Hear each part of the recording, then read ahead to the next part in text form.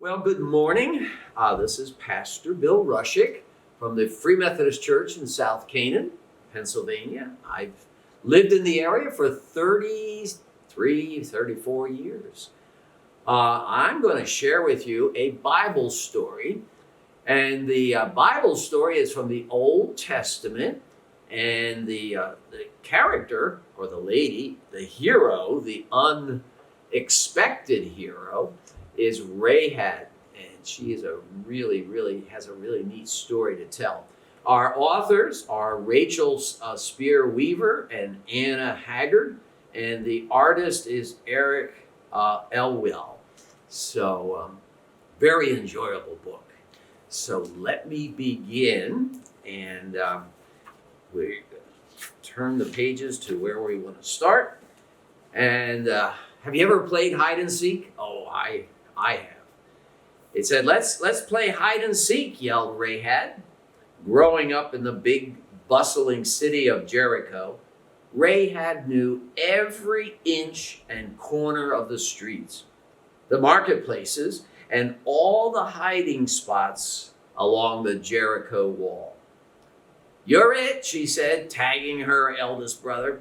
Grabbing her little sister's hand, Rahab rushed with her sister through the city streets to find a hiding spot. Suddenly, Rahab saw a small, tight space in the wall. Only one person could fit. Should Rahab take it or give it to her sister? "Hide," Rahab instructed her sister, giving up her hiding space.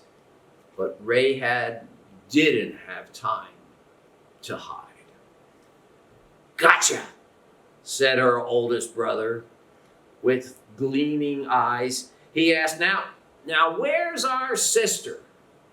Rahab would never tell where her sister was hiding. She always protected her siblings. Well, as she grew up, Rahab began spending time with people who didn't love her and treated her poorly. She made a lot of bad choices.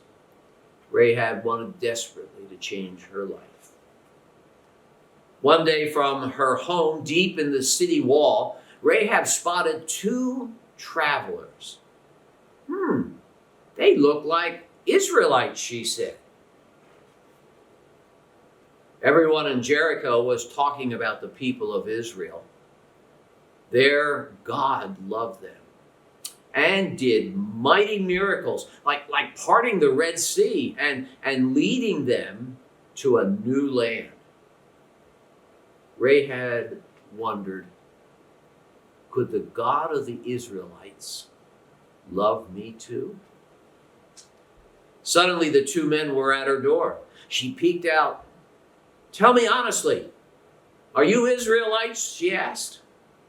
The strangers wondered whether to trust Rahab. The taller man nodded, "Yes, God told us this land will be ours, and we're here to explore it," he whispered. Rahab knew the king of Jericho would not be pleased with the Israelites and that they were staying in the city, and he would want to capture them. Taking a deep breath, Rahab made a big decision, and one that would change her life. "Come quickly," Rahab pulled them into the house. She scanned the room for places to hide. Behind a water jug? Under blankets piled for sleep? No. In the storage room? No. Oh, no one looks up here, Rahab thought. She led the spies through the roof's trap door and hid them under flax laid out to dry. Now, you probably don't know what flax are, but you go look it up. It's an interesting seed. But Rahab wasn't the only one who had seen the spies. The king of Jericho knew the two Israelites had stopped at Rahab's house, and they weren't welcome here. The king sent his messenger to Rahab's door. "Where are the two men who entered your house?" The king's messenger bellowed. With her heart beating, Rahab had to choose. Who would she help? The evil king or the people of God? The Israelites' God is bigger than the king of Jericho and his armies. God is the one I must follow. Though scared, Rahab knew protecting the Israelites was the right thing to do. And that gave her great courage. The men were here, but left when it grew dark, she said. Chase them down. You can still catch them. Following the winding streets, the messengers and his troops ran out of the city in search of the two men. The clanging sound as the king shut the city gates after the troops. The only way to enter or leave Jericho was through that gate. The spies were trapped inside Jericho. Though Rahab didn't know the God of Israel, she needed help. Would God listen to Rahab? She began to pray. God, I know you're real. Help me break these two men free from Jericho's great wall. And God listened to Rahab. And suddenly in the corner of the room, she noticed a red rope. She had an idea. Grabbing the coil of the rope, she climbed the ladder to the roof where the men were hiding. "The king of Jericho has barred the gates, and you're locked in the city," she said quickly, though. "But your God is bigger than the king and has given me a plan." Unrolling the scarlet rope, she hung it outside her window, climbed down, and escaped. She said, "But first, promise me that when you and the Israelites return to take over Jericho, you'll care for my family." They agreed. "Keep this rope in the window," the spy said. "That way we will recognize your house and your family will be saved." And that was that. They were gone. Sometime later, the Israelite army surrounded the city of Jericho. They marched around its thick wall once a day for 6 days. And then on the seventh day, God told the Israelites to march around the city 7 times. During the 7th time, they blew horns and shouted at the top of their lungs.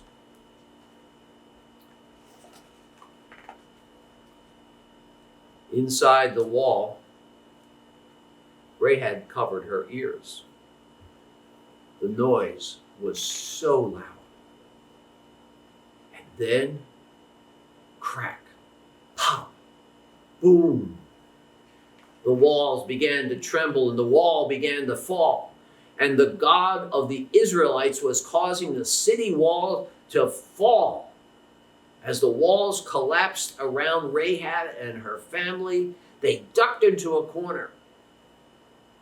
And then silence came over the whole household. The candles had blown out. It was black. How would anyone find Rahab and her family now? Would God remember Rahab? Crash! Someone was outside. "The scarlet cord!" yelled a familiar voice. "Rahab's house!" exclaimed the other.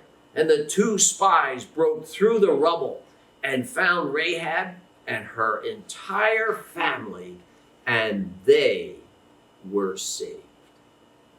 Climbing through the wreckage, Rahab was greeted by the leader of the Israelite people. "We heard how your courage saved 2 of our spies. Because of your bravery, your family is now part of our family.